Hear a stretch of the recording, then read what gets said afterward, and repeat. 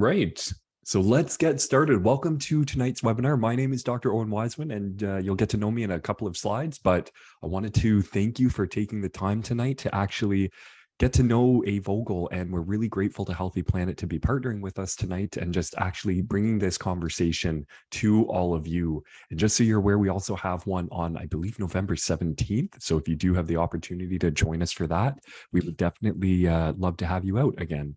Now, the topic for tonight, we're talking about sharing pencils, erasers, paper. It's a great way for kids to develop social skills, but when it comes to germs, sharing is not always caring. So we've been in school now for about a month, and what we're looking for is to help keep us prepared for being in school for the months ahead. It's really important that we develop a routine of healthy habits. Think proper hand washing, coughing, sneezing into your elbow, not sharing all of the school supplies, toys, and snacks amongst our classmates. But even when we think we're teaching our germs a lesson, our kids always seem to bring home a lot more than homework. So how can you actually help them when they catch a cold? And that is what we are actually exploring today. We are here to talk about keeping kids healthy and focused and how to boost immunity and academic performance. Now, if you do have questions, feel free to put them into the chat. There will be a Q&A towards the end, so we will absolutely get to all of those when we do have the opportunity.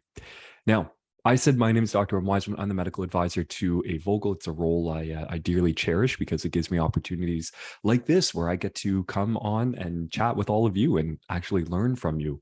So I've been with the advising A. Vogel for about 6 years now, and it's been a very wonderful partnership between us. So I'm really excited to share that tonight with the entire Healthy Planet team. So welcome to the webinar. This is an image I always like to show. So it's actually the headquarters over in Switzerland. One of our biggest lines that we'll talk about is actually our Echinaforce cold and flu line, because that's really important for actually protecting children, adults, the whole family, really.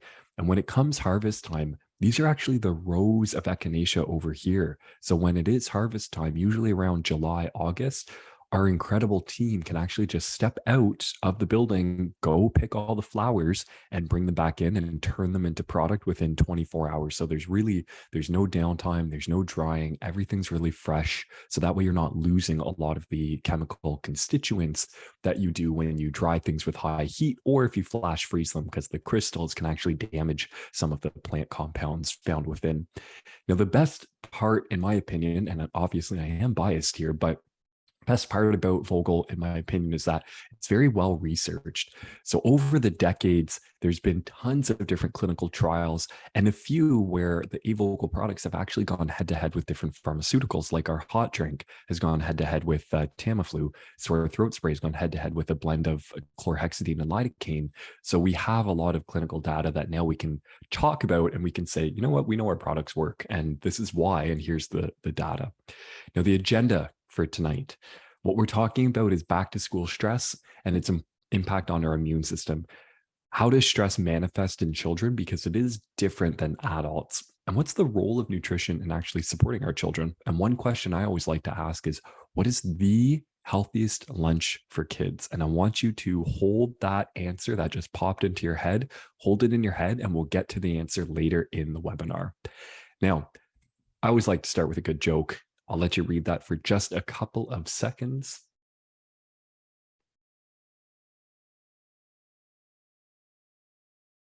We're all probably pretty familiar with some of these individuals, so it's good to laugh. Now, in terms of what we're looking at, back to school was a little bit of a hybrid. Now our kids have really settled into being back in person, which is fabulous, right? We know our kids get to interact with one another and they get to chat with their classmates, but it's keeping them healthy because now they are interacting in a class that maybe they haven't seen in quite some time. So you have a lot of kids now interacting and sharing things like we said at the beginning, and that can lead to a lot of potential illness. So as we try and keep our kids healthy in school, we know that the COVID-19 restrictions they've navigated for the last 2 school years are largely measures of the past. You know, masks are optional, physical distancing measures are pretty much non-existent, and isolation requirements have recently been dropped almost completely. So we're seeing the headlines across the country and to be honest, the world regarding the eighth wave and what are we going to do about it? Because if we want to keep our kids in school, we need to make sure that they're healthy against every pathogen. It doesn't matter what the pathogen of today is. We just really want to make sure that we are prepared in every way that we can be. And that's why we're kind of tracking the data to see what it's going to do. So this was actually a couple of weeks ago, and it's the most recent kind of coronavirus data. That huge spike that you see over here, that was in early January after the holiday season. So it really does skew the data visually speaking. But what is interesting to note is that last year, entering the 2021 school year, we had about 4,000 cases of COVID reported in Ontario. This year, for the academic start, we're actually sitting at more than double that, about 9,500. So we think for the most part, it's kind of gone away from just not hearing about it every single day on every single media source, but it is still sticking around, and we're seeing the numbers are a lot higher. So they did recently scrap the mandatory 5-day isolation rule. And so we want to look at different measures that can help foster and support and keep our kids really, really healthy. But like I said, it's not just the current virus of the day, the flavor of the day. This is data for all respiratory viruses across Ontario. And the usual seasonal trends that we see, including that large spike after the holidays, you can see that steady increase over the next 4 months as we actually approach the holiday season. This is a very common trend. So we're sitting in September, recently entering October, with Halloween just 4 weeks away. Who can believe it? But you can see this really common pattern where it does start to creep up, and we are entering a very similar start to the year, the season, I should say. So that trend is also occurring with some stricter measures and just more awareness. So what we really want to do is make sure we're protecting everyone. And this is kind of the final data graph I'm going to show you, but this is kind of the average start that we've had in a number of different years. In 2020 with the lockdowns, you can see we were well below our average, which is around here. But this year in the season, the 2022-23 season, we're actually starting at higher. And it's 0.5%. So it's not much from just hearing 0.5%, but that represents possibly tens of thousands of more Ontarians that are getting sick and are showing different respiratory viruses. So we want something that protects against all viruses, and it doesn't discriminate based off of, like I said, the flavor of the day. So these are, when we look at kids and we think about keeping our kids in school, these are really common communicable diseases. We've heard a lot of them. Chickenpox, most of us have had it. Common cold, I would comfortably argue 99.9% of us have experienced it in some form or another. Influenza, measles, mumps, there's a lot of different ones. And we look at some of them, and some aren't that bad. Others are a little bit worse, right? A whooping cough, when we hear it, it just sounds really, really terrible when you hear that type of cough. But roseola, that one, not so much. It's actually self-limited. So kids tend to get better by themselves if you just kind of sit back a little bit and offer these goals of treatment. So we want to provide supportive care. We want to relieve symptoms. We want to prevent them from passing it on to other people. We also want to prevent it from getting worse. A lot of the time we have our initial infection, which we're really good at fighting off, but our warriors, our white blood cells, they get tired. We get tired. So what happens is that we're not as easily able to defend against a new infection that comes in while our defenses are down. So that is where prevent complications becomes really important. And for us, we're thinking, how do we find something that hits all 4 of these goals of treatment? Because one thing that we think about too is being back in school, there's a lot that's going on. Our kids are a little bit stressed. The past month, you saw a lot of different changes. So maybe socially, your kids did really, really well. And then others, maybe they were struggling a little bit and needed a extra hand from their peers and their classmates and their teachers. So if we want to keep them in school, we've got to make sure that we're looking at how is stress manifesting in the kids? Because stress can be good, but When you're learning classroom expectations as they've been doing for the past 4 weeks, as they're making friends, they might be overstimulated. So, how do we actually address that? Because we know stress leads to a compromised immune system. We're going to look at that just right now. Stress can be positive. If there's low doses of acute stressful situations, that can actually really benefit our kids long term. The reason being, when a young child's stress response is activated within an environment where they have really supportive, loving relationships with adults, these effects are actually buffered and they return to baseline a little bit better. So if you've got, your loving grandparent, your loving parents, your loving sibling, if you have a really strong, supportive network around you, we know that social support just helps put in perspective how stressful the situation. And then it helps us develop kind of that elastic band. So we can snap back over a couple of days, maybe it's a couple of weeks, but we can snap back. But if I feel alone, I'm not going to be able to snap back nearly as easily or as quickly. So that's one big thing that we do really want to consider is how do we help our kids establish these healthy stress response systems and keep them active throughout the school year? Because then their immune system is going to be a lot better.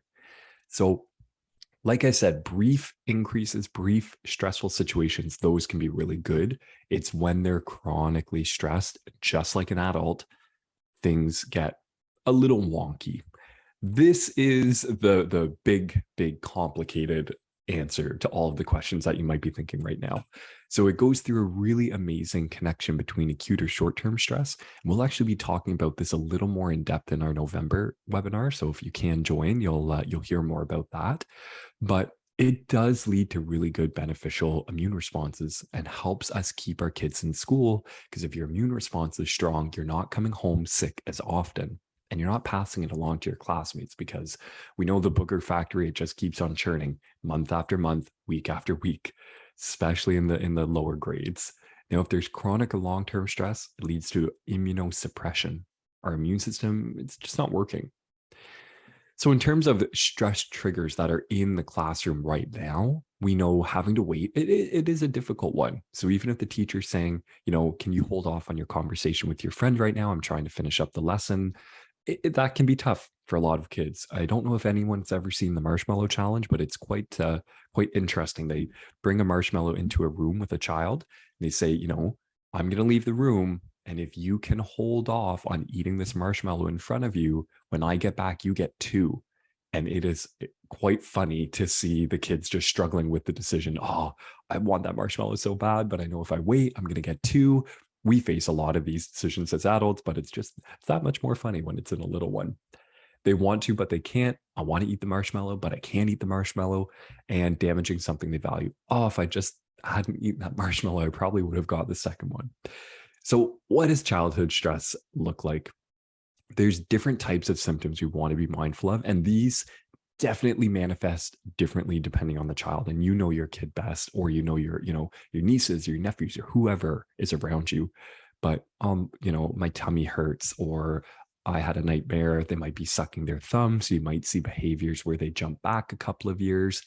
Thumb sucking is something, even in 10-year-olds, sometimes you can see this if they're really, really stressed and they might not even know that they're doing it. So just keep an eye for those behaviors that might evoke a younger age as well, because it's safe, right? Thumb sucking, it's something you might have done for years, and it's a very safe behavior. I know I'm going to feel a little bit better when I'm doing that.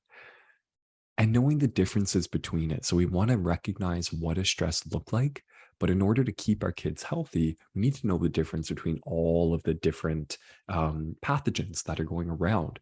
So is it allergies? Mold allergies definitely bump up towards the end of autumn and as we move into the winter, because it's damp, it's moist, it's dark. The heat of the leaf litter underneath tends to breed a lot of fungal spores. So a lot of people with mold allergies, they might have symptoms, but they are different from kind of the flu and the cold and even different viruses that are traveling around. So going back to the goals of treatment we talked about near the beginning, we need something that benefits all of these. So I don't have to think, oh, wait, I'm taking that product just for allergies. No, wait, that's the product just for common cold. What if you just had something that did it all? And that's where our flagship line, Echinaforce, comes into play. So it's a really beneficial line in terms of having a number of different products in there. The big thing about it is it's also, I believe, the only echinacea product on the market in the Canadian market that's safe for pregnant nursing women. That's because of all of our dozens of clinical trials that have been done on the Echinaforce line. I said earlier, it's a very well-researched product. That's why it's safe for pregnant nursing. So even with the tablets, the junior tablets, you'll read on there, it says 2+, and we'll talk about this in a little bit. That's because the tablets are a choking hazard. So even with the young people in my life, a lot of the time I'll just crush them up and I'll put it in applesauce or I'll put it in yogurt. And that way I know that they're still getting the immune benefits, but without me putting them at risk of a choking hazard. In terms of key facts, it's also the only NHP, as far as I'm aware, that's been licensed by Health Canada for both prevention and treatment of URTIs, upper respiratory tract infections. Lots of things have been licensed for prevention, lots of things licensed for treatment, but this is, I think, the only one that's been licensed for both. Pregnant nursing women, we already talked about that a little bit. Most studied echinacea product on the market, and it's safe for the entire cold and flu season for your little one. The clinical trial, the big clinical trial that's been done on it was 4 months. Now, we always get asked, what happens after 4 months? It just says 4 months because the trial was 4 months. But if it had been 6 months with no adverse reactions, we would be able to say 6 months. But, there's only so much that a clinical trial can do in terms of a timeline. Now, the great part about it, I'm not going in depth here, but it has been studied in different bacterial species. So now we know it helps protect against a lot of different bacterial causing agents. And it's inhibited a number of different influenza strains. And I'll dive into that a little bit deeper. But what I want you to think is, if it is effective against all these different strains, it's probably effective against the core structure of the virus. And you would be right in thinking that. It's also anti-inflammatory. We always hear how great echinacea is for being anti-inflammatory. And we know in data that it helps bolster the immune system. It doesn't stimulate, it modulates. And the reason it does that is because it targets a whole bunch of different messengers, immune messengers that are found in the body. So these are kind of the flag bearers. They see the enemy, they're going to run around the body going, there's someone coming, we've got to defend ourselves. And they get really excited and they want to actually tackle the problem. So nice thing about it is viruses tend to shut down these different messengers. So they're going to take out the messenger so that our body isn't aware of what's coming. But that's actually reversed by Echinaforce. So that was a really cool review where we got to see how it's working. Another thing that has been looked at in Echinaforce specifically is they took cell cultures from the human throat. And that was really great because they actually looked at what does it look like when you infect it with influenza. So this is throat culture that's been infected with influenza, but no protection. And you can just see how swollen all of the different cells are. There's a lot of tissue damage and inflammation, as indicated by those kind of reddy dark areas. Over here, it's been infected with influenza, but the difference is the tissue was exposed to Echinaforce before it was infected. So same timeline. And you can see there's a little bit of inflammation, between the cells, but you're not getting that big swelling and the big damage like we're seeing here. The reason being, I spoke earlier, the echinacea that's used in Echinaforce is completely fresh. That makes a big difference because when you dry things, you tend to lose a lot of the volatile oils, and different compounds will actually break down with the heat when you dry herbal material. So the nice thing is there was a study done, and it was out of UBC at the University of British Columbia, and they found that fresh echinacea specifically for Echinaforce was 10 times more active than the dried compared. So that is really telling because let's say instead of taking 10 a day, I might only have to take 1 a day because it's 10 times more active. Now, The other side of the coin is we know that we have life-saving interventions like antibiotics, and they're incredible for helping keep our kids healthy. The trouble is in different clinical trials that are pretty recent, this one's from 2019, the earlier that kids were exposed to antibiotics, the higher their risk for anxiety, ADHD. They were more impulsive when they followed up with these kids at age 11. Another study, they tracked antibiotic use in the first year of life and more behavioral difficulties and symptoms of depression at 3.5 years old. A toddler shouldn't be battling depression. It just, we don't think about that too often. So antibiotics are life-saving, and thank goodness we have them as an option. But we do want to consider what are some other options to keep our kids healthy. Now, we have a lot of research on adults, but what we didn't have, a gap in our research, was actually with children. So what they did is in 2018, they recruited a whole bunch of different children, 203 kids. And the group was randomized to either Echinaforce Junior or vitamin C because they have to get something. Kid research, it's harder to get them on a placebo, but the nice thing is we saw some really good results from that where the kids were sick less often. They also had a reduced need for antibiotics, a 76% reduced need for antibiotics. So that is huge because when we consider the long-term impacts of that choice, the other part is it reduced bacterial complications by about 65%. We spoke earlier, one of our goals for treatment for keeping kids healthy is making sure that they don't get complications. Now, the other really exciting part when it comes to the Echinaforce line is actually some of the new research. So with coronavirus really taking center stage as the, again, flavor of the month type of thing, we're actually, as far as I'm aware, the only natural health product on the shelf in Canada that's been studied in human adults with COVID. And that was a randomized open controlled clinical trial. Now, that was pretty amazing because they split up a group of 120 adults. Half got Echinaforce, the other half did not. And we wanted to see what was the difference in how they actually benefited from the protection of Echinaforce. So that would be 2 extra tabs a day. Or if they did get sick, it would be about 3 extra tabs a day for a total dose of 4,000 milligrams for 10 days. The best part about it is it shortened the time to becoming virus-free. And that is from a number of different respiratory viruses, but it's also from coronavirus specifically. It reduced the risk of catching COVID by about 63% and reduced the risk of you being symptomatic by 30%. The biggest thing too was that it reduced the viral load by 99%. So they were taking swabs and blood samples throughout the study. The amazing thing is it did reduce the viral load, which is actually very impressive because we know if your viral load is really, really high, you're more likely to pass it on and you're more likely to suffer from a number of days. And they actually sucked on the tablets to release all of the different active compounds sooner. So we were really, really, really excited when the data was actually released and the results were released because it continued to show that Echinaforce's benefit is that it has this really broad antiviral activity. It doesn't matter the virus. And we saw from another trial, it protected against different variants. So alpha, beta, gamma, delta.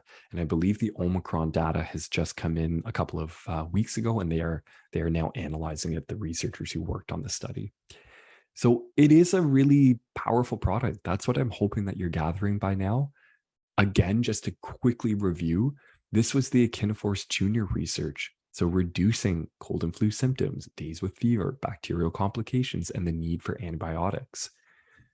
So in a nutshell, Echinaforce is this really, really powerful option that we have in our cupboard and on our shelves to protect us against something. And I know myself, even when I'm working with different patients, I'm always going to choose something that has a lot of different clinical research on the product specifically, as opposed to just, it tastes good and does it work? Well, we don't know, but just give it a shot. We know this works. We have the data to back it up. Now, it's not just keeping our immune system strong. If we want to keep our kids healthy, we also need to look at their physical health and their muscular health. So over half of children under age 14 will go and seek medical care for different injuries. So we're switching routes over to the actual body itself physically. There's a lot of different common injuries. 62% of our childhood injuries occur during a sports related practice. So if we want to keep our kids healthy, keep them in school, we also want to make sure that they have something to support their bumps and bruises and their growing pains.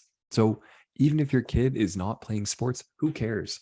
They're still going to have some pain as their long bones, which are typically the humerus, the femur, as those long bones grow because they are growing. It's why our leg length increases, our arm length increases. So that comes with a little bit of pain. We don't really notice it, but growing pains can be quite a burden for a kid's mental well-being. So we want to make sure we're on top of it. The nice thing is we have a product called Arnica. It's a topical gel, kind of like A535. And it's been studied in 3 different clinical trials. So they've looked at it in osteoarthritis, rheumatic complaints like osteoarthritis, I just said that, but also people using ibuprofen. So this was really nice because in this study, the Arnica went head to head with a 5% ibuprofen gel and was shown to be equally as effective. So for all of us on here, we understand the power of herbal medicine. We know it's potent, but now to have the data to say it's as potent as a lot of the pharmaceuticals out there is really exciting with fewer side effects. That's the other big part of it. So I really like the Arnica.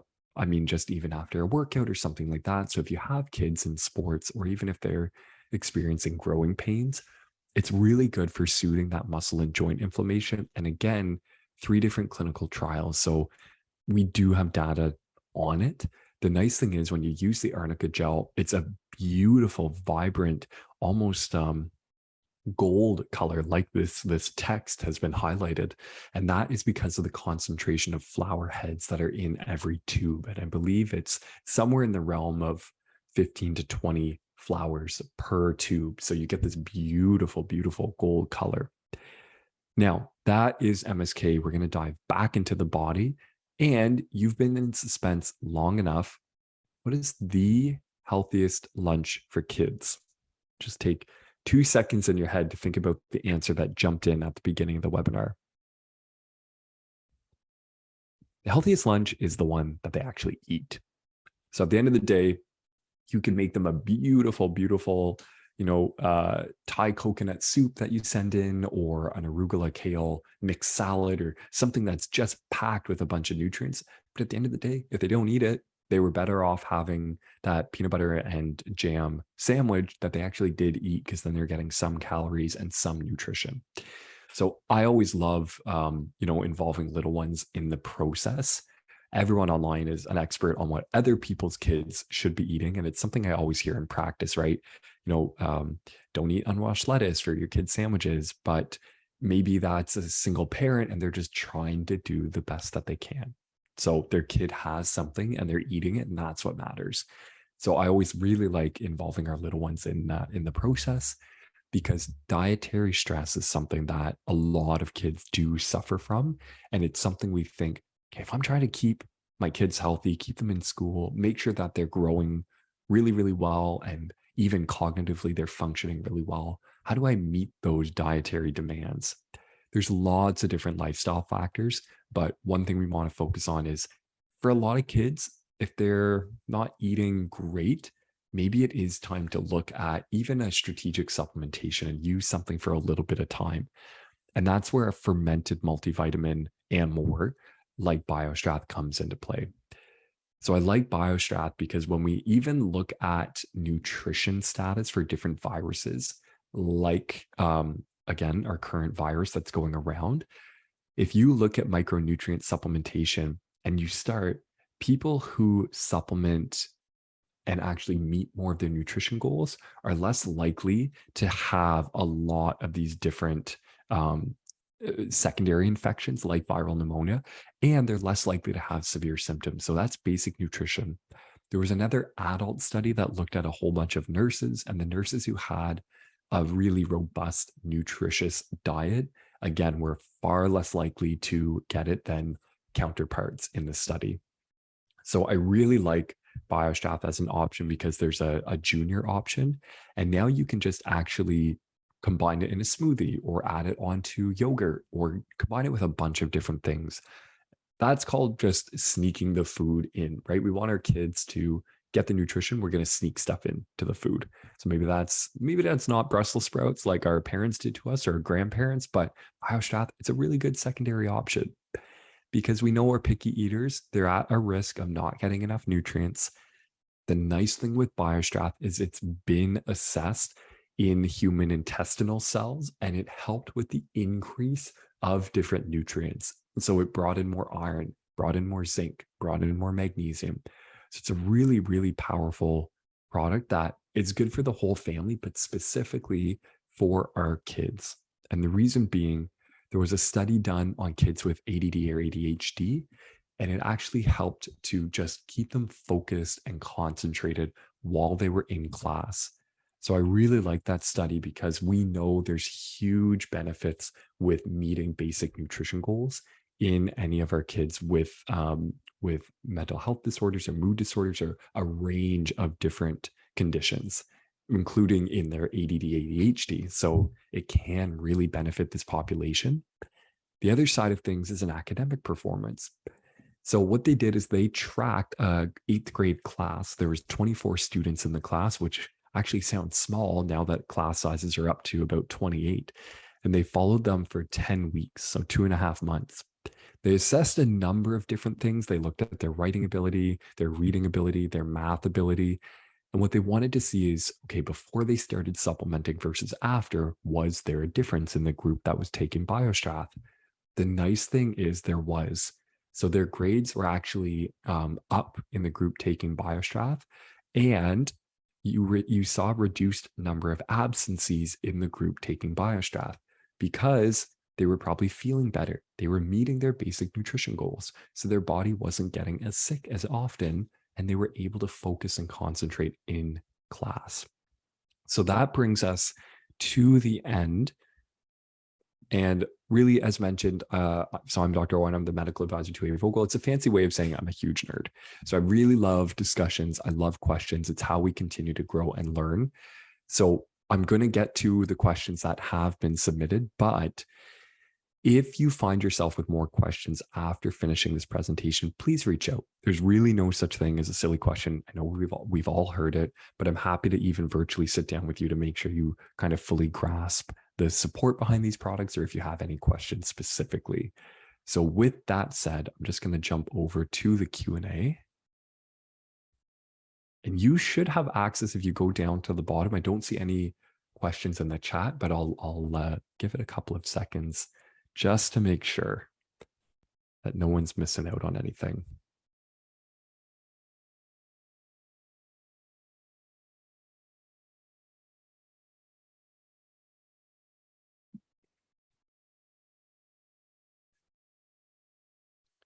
Okay. So I don't see anything. So, oh, there we go. Okay. Yes. So the recording will definitely be emailed to you, I believe. Healthy Planet is usually amazing at sending them out afterwards. So you'll have access to all this information. It's a lot of information. So I can definitely appreciate getting a recording, having the time to slowly go through it. Which of the BioStrath is okay for kids? I can see original and something about stress. So there's actually the newly launched BioStrath Junior in Healthy Planet. I believe you can find it now in the children's aisle. I'm pretty sure it's there. It should be across all the stores. So with that, it's the child dosing on there. It's the elixir. So it is the one containing honey. So if you do have a child who's, say, type 1 diabetic, it would not be appropriate for them because of the honey, but you can use the tab versions as well. And with the tab versions, just again, if you want to crush them up, sneak them into their salad, sneak it into a soup. I can tell you from experience, it doesn't change the taste that much. So you'll get away with sneaking some extra nutrition in, which I think all of our kids, all of us could actually do with. Not so much a question, but thank you for targeting children's health. My pleasure. Absolutely. Yeah. 8 growing grandchildren. Well, that is a incredible grandmother that gets to play the part to 8 grandkids. And I think helping them grow is a really important part of keeping them healthy. Would the Echinaforce be good for high school students who are dealing with extreme anxiety? So the neat thing is, I think I have the slide. There's a BioStrath plus zinc product, and you might be wondering, how did we segue here? So Echinaforce is good because if they're extremely anxious, their immune system is going to be compromised. They're more likely to get sick. So the Echinaforce can be good for helping to prevent the illness and keep their immunity up. But from a nutrition standpoint, what we've seen is that when it comes to anyone, there's a really neat link between anxiety, extreme anxiety, and zinc status. So it's kind of a chicken egg scenario. We don't know if low zinc is causing anxiety or if anxiety is actually depleting zinc, because you do notice low zinc levels in people with anxiety. So I think it's a little bit of both from all the reading I've done in the research. So I would really recommend kind of considering, all right, I want to add in a zinc product in that sense. You do get it in the BioStrath plus zinc. It has some extra there. And then the Echinaforce can also support them just in terms of keeping them healthy. Can you give a child Tylenol or aspirin at the same time as Echinaforce? Yes. Yeah, so they act on different pathways. Aspirin and Tylenol, we know, have some anti-inflammatory benefits. But the one thing we worry about is, okay, I'm giving my kid children's Tylenol, but I don't know, I'm not really sure that I can mix Echinaforce Junior with it. But yeah, you are totally safe to do that. It's a 400 milligram dose, and you can bump it up. So speaking for myself, if I have young people in my life who are getting sick and I know they might pass it on to me, I'm shoving Echinaforce Junior at them. It has a really lovely orange flavor. A lot of the adults as well tend to enjoy it. And I think there's now a family size, which is 180 tablets. So you get yourself one of those at the beginning of the season, you're good to go. That should last you quite a while. Now I'm gonna jump from Q&A, continue to submit them. I love good conversations. What does it taste like? Yeah. So it tastes amazing. Between us all, I actually prefer Junior because of that little orange flavoring. I just find it's really easy to pop a couple in your mouth and just suck on them while you're going about your day. Doctor said my daughter's low in iron. 10 years, but not supplementing. Was advised to increase veggies. Yeah, so with low iron, I don't know if your daughter's being supplemented at all, if they recommended an iron supplement at all. They usually do if you're low in iron. The thing in response to that question I really like in this clinical trial, BioStrath is a really good in addition to product.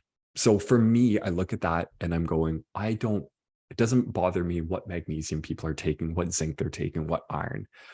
But if you combine whatever zinc or iron you're taking with BioStrath, you're going to absorb 6 to 10 times the amount of that nutrient. So for your daughter, if she is eating iron in her diet and a really good amount, why not make it go a little bit further? So there's a little bit of iron in BioStrath, not a ton, that could explain this jump. So what we do know is that it's helping with the absorption. So she's going to pull more from the diet into her gut because it's also helping with gut health.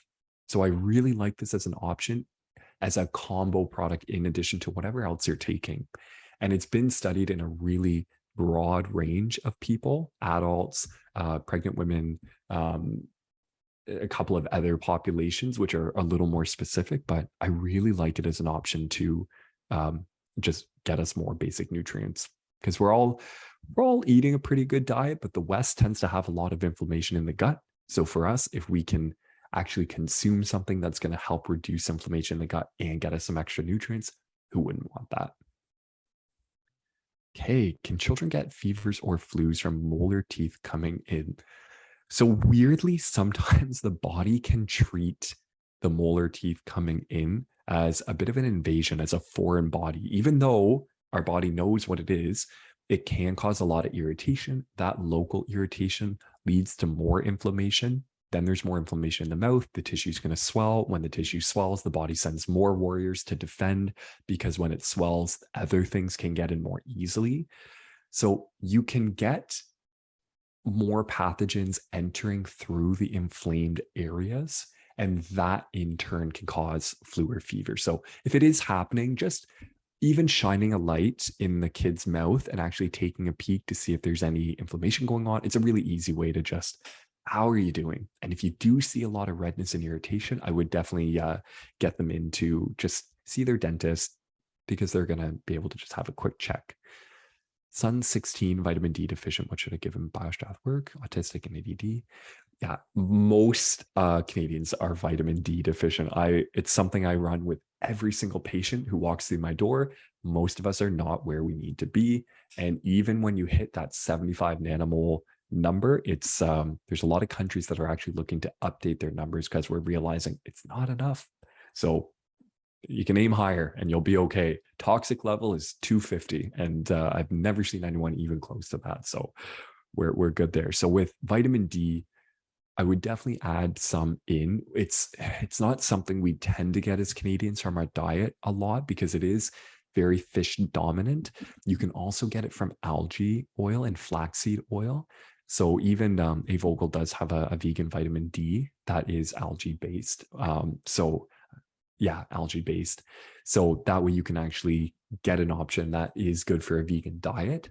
And if your son is very vitamin D and okay with needles, you can actually visit an ND, a naturopathic doctor in Ontario, and they can give you a vitamin D injection. So if a patient's very, very low, oftentimes I'll give them an injection to boost them up, say 100,000 or 200,000. And it really drives their levels way up. Now, you can go out in the sun, but if you're wearing anything over SPF 6, you tend to kind of shut down the synthesis of vitamin D. So it's why a lot of Canadians, we're not getting enough. And then you have the contrast between skin cancer or good vitamin D. So it's a fine line that we walk as Canadians. Does Avogel have a product called Relax Spray? Is it suitable for kids? Yeah. So the extreme anxiety we mentioned earlier, this product was not talked about in today's webinar, but we do have Canada's first botanical anti-stress, anti-anxiety spray. There are others out there, they're homeopathic, but this is the first botanical-based one. So it's passion flower, lemon balm, and zinc. And we talked about zinc already and why it's so important. But I really like this one as a portable option that you can send kids to school with. A couple of sprays in the mouth, and they'll be able to go about their business because it will help combat that feeling of stress. So I really, really like this as an option. And it's the first one on the market. So why not? Are these available on FullScript or just through Healthy Planet? So our entire cold and flu line is available on FullScript, and we are actually working behind the scenes to increase our product offerings on FullScript because we do recognize how important it is for a lot of the NDs out there to have access to it, or anyone who's using FullScript. So that is coming, but right now the entire Echinaforce line, let me pull up the image, is up there. So no worries, go on there, grab a couple. Make sure you're protected for the season that is around the corner. I just see 3,000 IUs of vitamin D, 4,000 IUs. Absolutely. Yeah. So what you might have noticed too on the market is Health Canada recently allowed higher dosing. So now there's some products out there that are 2,500 IUs. So for some people, that's really good if you need higher amounts, but otherwise 1,000 and you just take a couple of them is good. But we know that the kind of 600 to 800 range that's typically recommended is not enough. It's enough to maybe keep you from becoming totally deficient, but it's not enough. Most Canadians tend to get about 60 to 200 IUs in their diet on a regular basis, but that's not enough. So absolutely. What about silver and elderberry? Silver, there's not a ton of good research on silver. It's talked about a lot out there, but the clinical data is not there really to support it. Elderberry, though, our hot drink, which is my personal favorite product because it tastes so darn good, is echinacea elderberry. And that's the one that's gone head to head with an anti-influenza medication in a clinical trial and was shown to be equally as effective with fewer side effects. So I really like that. as an option. You can make popsicles out of it. So if you explain or if you mix it with water and then put it in a popsicle mold, it's a great option for kids. They really, really like it because the elderberry is naturally sweet. So you get a little bit of that sweetness in the popsicle without the added sugar, which is going to impact the immune system, as we've talked about so much. What is the name of the calming spray? Relax spray. So the name is really great because it says right on the product what we actually need to do. And most of us, we just need to take a little step back and relax. So there's the relax spray, and then there's also the PM version, the relax tabs, and they have a little bit of valerian. So to help us just actually get to sleep. And then I do recognize that it's 7:45, so I want to make sure that I am respecting your time. I'll just answer this last question, and then I'm going to close down the webinar. And if you do have any questions, I'm going to put my personal email, my professional email into the chat, and you can absolutely send other questions along if they did not get answered tonight. Can you explain why kids have fevers, why they come and go? When is a fever dangerous? Fevers are good. We've spent a lot of time trying to shut down something that helped protect humans for millennia and got us to where we are today. Fevers are good. They heat the body up. They make it inhospitable for different pathogens that are invading our body. Your body has stopgaps. It has safety features. So if the fever were to ever start to climb too much, your body has ways of shutting it down to make sure it's not damaging its own cells. Your body has evolved to know, how much can my body handle? How much can my own warriors handle? If I heat the kitchen up to this amount, that's going to kill the invaders, but it's not going to damage myself. However, certain different pathogens can push our body beyond that safety point. And that is when we start to worry. So the fevers usually shouldn't last more than a couple of days. If your kid is ever vomiting is with a fever, you definitely want to get that checked out. If their eyes are ever bulging, if they ever have a super bad headache that just continues to get worse, that's usually pressure in the skull of some kind. So really, really making sure that you're getting it checked if you have concerns. But the nice thing is with the different Echinaforce products, they do reduce fever duration and severity. The Echinaforce Junior reduced days with fever in that child group by about 67%. So it is a good clinical option that we know works, but fever is a good thing, despite how much we try and shut it down. But especially as a new parent, it is always something that we're worried about. As a new grandparent, it's something we're worried about. So fever is good, but it can get pushed beyond the point of being good. So that is it for the evening. Again, I really want to respect everyone's time. I thank you so much for jumping on tonight. As I said, there is one on November 17th for immune health, and I really hope to see all of you there. We're going to dive way deeper into the connection between stress and the immune system, like we started to talk about tonight. So I hope all of you have very healthy kids and grandkids and nieces and nephews and whatever relationships you have. And I hope that for yourself, you are also staying very, very healthy, because 'tis the season. It's getting darker. It's getting cooler. We all need to protect ourselves. Take care.